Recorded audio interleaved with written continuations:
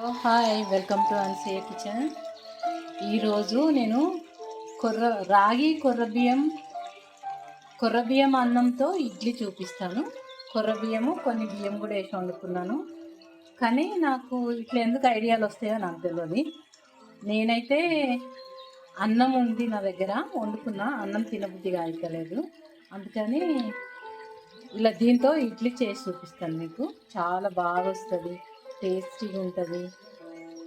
దానికి కావాల్సిన పదార్థాలు: ఒక కప్పు అన్నము, 4 పచ్చిమిరపకాయలు సన్న సన్నగా తురిమి పెట్టుకున్న, కొద్దిగా కొత్తిమీర, పిడికెడు శనగలు మొలకలు వచ్చిన స్ప్రౌట్స్ శనగలు, సగం కప్పు రాగి పిండి, తగుపడ ఉప్పు, కొద్దిగా వంట సోడా, పెరుగేసి కలుపుకుందాం. జీలకర్ర, 1/2 టీ స్పూన్ జీలకర్ర.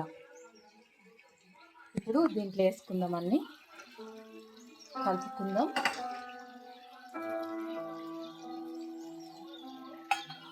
రాగి పిండి, తగపడ ఉప్పు,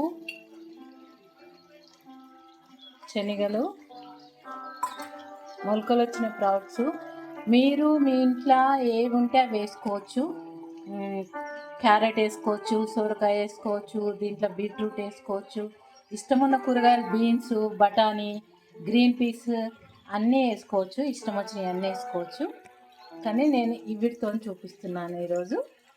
ఇప్పుడు దీంట్లో పెరుగు కూడా వేసుకుందాం. సగం కప్పు పెరుగు. దీంతో ఏమవుతుందంటే మంచిగా పొంగుతుంది. తర్వాత లాస్ట్లో ఇది మంచిగా కలుపుకొని దాంట్లో జీలకర్ర కూడా వేసి, లాస్ట్లో వంట సోడా వేసి ఇడ్లీ పాత్రలో సదురుకోవాలి. ఇప్పుడు కలిపేసుకుందాం. నేను చేతితో కలిపినాను. ఇప్పుడు వంట సోడా వేసుకుందాం. వంట సోడా వేసుకొని కూడా మంచిగా కలిపేసుకుందాం. ఇడ్లీ చాలా మంచిగా వస్తుంది. ఇలా చేసుకొని తింటే టేస్టీ ఉంటుంది. మనకు రాగి రొట్టె కానీ ఇవన్నీ తినబుద్ధి కాని వాళ్ళు ఇడ్లీ తినాలనిపిస్తే ఇలా చేసుకొని చూడండి, చాలా బాగుంటుంది.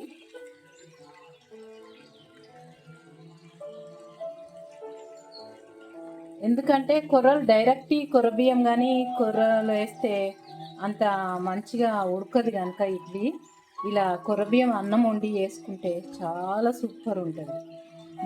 ఈ రాగి పిండి ఎందుకు వేసిన అంటే బైండింగ్ కోసం. ఇప్పుడు ఇడ్లీ పాత్రలు వేసేసుకుందాం. ఇట్లా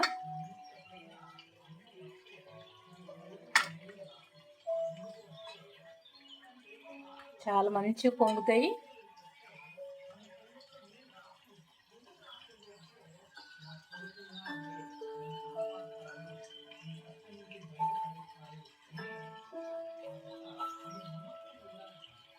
ఇట్లా సదిరేసుకోవాలి, మంచిగా ఫుల్ పొంగుతాయి.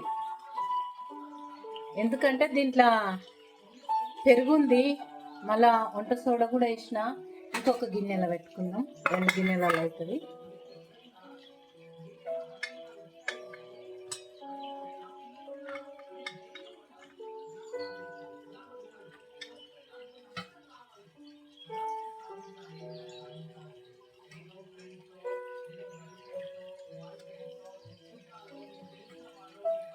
ఇప్పుడు పెట్టేసుకుందాం.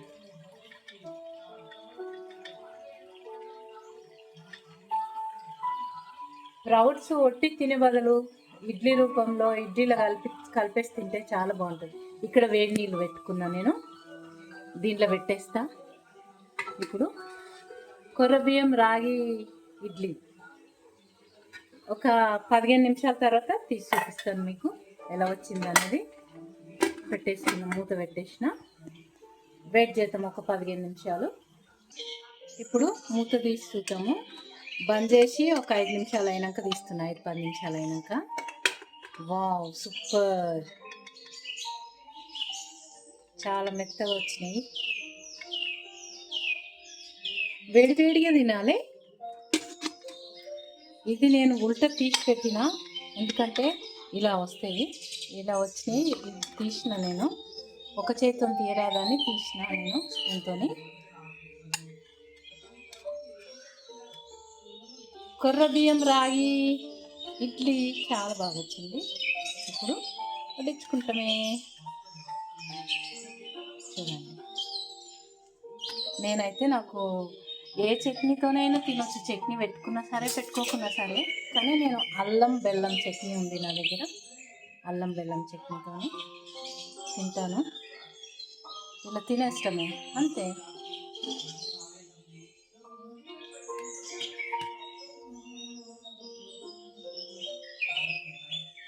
ఇలా చేసుకొని అందరు తిని చూడండి. రాగి కొరబియ్యం ఇడ్లీ హెల్దీ కోసం నేను ఆలోచన చేస్తాను ఎప్పుడు. హెల్దీ కావాలనుకున్న వాళ్ళు ఇట్లా కొరబియ్యం రాగి ఇడ్లీ చాలా బాగుంటుంది.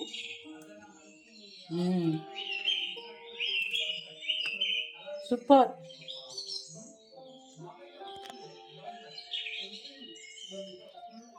ఏం కలుపుకోకుండా కూడా తినొచ్చు, ఇట్లైనా కూడా తినొచ్చు, చట్నీలో డిప్ చేసుకొని కూడా తినొచ్చు. చూడండి, సేమ్ ఇడ్లీ లాగానే వచ్చింది.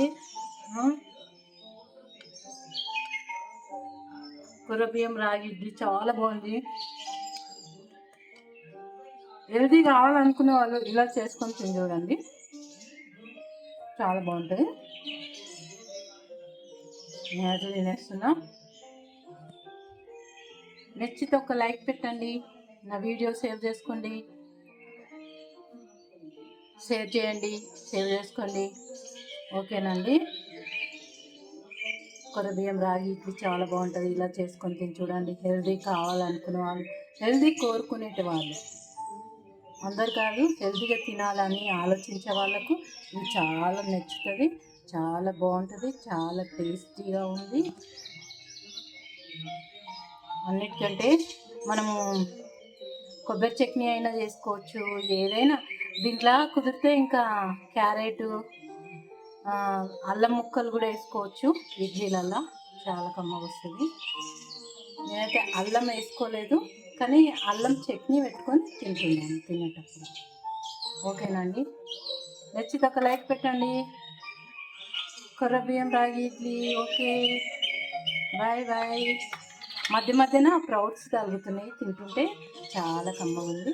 ఓకేనా, చేసుకొని తిని చూడండి. Okay, bye.